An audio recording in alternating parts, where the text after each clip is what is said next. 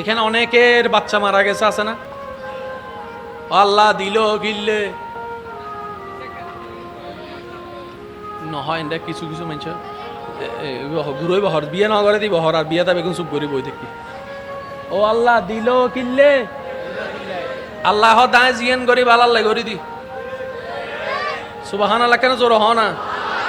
এবার মা হদ আল্লাহ 7 বছর বাদে বাচ্চাও দিলে আবার লইও গেলে গুই বুককান ভাটিদার গুই বালার বালা কি দিলাম বাপে হদ আল্লাহ মানছে হাজার হতা হই আর দাঁড় বউরে বাচ্চা নদ দেয় বাঁধা টাধা হত কিছু হই এই এত বছর বাদে বাচ্চাও দিলে আবার লইও গেলে গুই আল্লাহ দিল কিনলে লইলেও কিনলে আল্লাহ হতা হাসর তাই তারপর বুঝিবি। হাসরে যাওয়ার পরে বাবাও আটকাই গেল গুনার কারণে, মাও আটকাই গেল গুনার কারণে, জান্নাত পাওয়ার কোনো সুযোগ। এবার তাদেরকে ফেরেশতারা জাহান্নামে নিয়ে যাচ্ছে। হঠাৎ করে একজন ফেরেশতা এসে বলে দাঁড়াও, তাদেরকে দাঁড় করাও, তাদের হিসাব পাল্টাই গিয়েছে, তাদের রায় চেঞ্জ হয়েছে।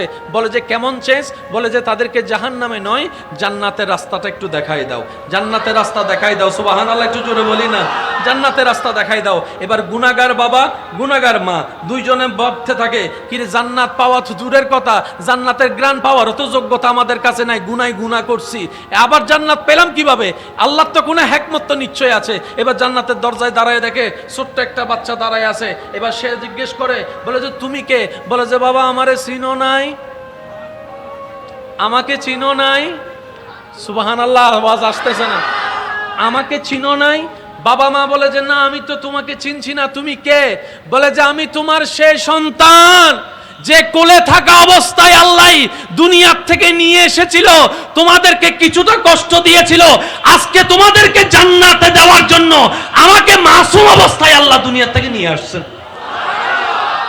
এবার মা বাবা হদ আল্লাহ জিয়েন গজ্জু বালা গজ্জু এতম বাদ এসে হতা না হয় এতন বাদ আয়ের মা বাবা হদ দেয় জিয়েন গজ্জু যদি এবারে নোয়াইতেই তো গুনাহগার হইতু আরাও জেন্ডে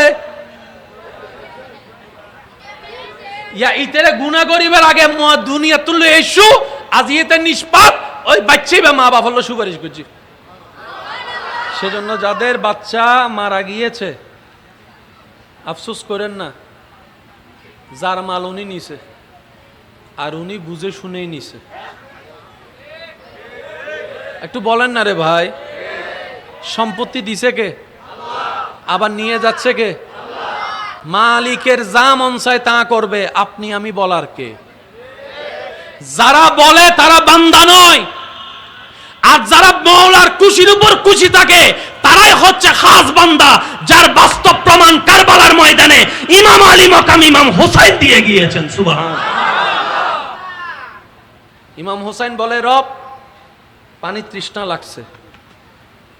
রব বলে যে হোসেন তুমি পানি না খেলে আমি খুশি হব। আমি আর বলতে বলবো না, আপনারাই বলেন জোরে জোরে সুবহানাল্লাহ। রব বলে যে হোসেন তুমি পানি না খেলে আমি খুশি হব। হোসেন বলে, ইমাম হোসেন বলে আল্লাহ তুমি যদি খুশি হও আমি হোসেন আজকে না আজীবনই পানি খাওয়া তো দূরের কথা আমি স্পর্শ পর্যন্ত করব না, কারণ মওলা বান্দার কাজই হচ্ছে রবকে খুশি করা, রবকে খুশি করা, রবকে খুশি করা। আপনার কি মনে হয় ইমাম হোসেন তৃষ্ণার্তভাবে দুনিয়ার থেকে গিয়েছেন? না রে না, এক তৃষ্ণা তো পানির তৃষ্ণা। আশেকটা একটু খেয়াল করবেন, এক তৃষ্ণা পানির তৃষ্ণা, আরেক তৃষ্ণা প্রেমের তৃষ্ণা। জগৎ দেখেছে ইমাম হোসেনের গলার তৃষ্ণার কথা, জগৎ দেখেছে ইমাম হোসেনের বুকের তৃষ্ণার কথা। আরেক তৃষ্ণা সেই তৃষ্ণার আড়ালে ছিল, সেটা হচ্ছে আল্লাহকে দেখার তৃষ্ণা। আমাদের নজর হচ্ছে পানির দিকে, ইমাম হোসেনের নজর হচ্ছে হনরহম হবর জাইলর। আয় বোম মারি দিম দে বাজে আওয়াজ হইবে ছোট হইলে আরো জোর হম পড়িও। এক তৃষ্ণা পানির তৃষ্ণা।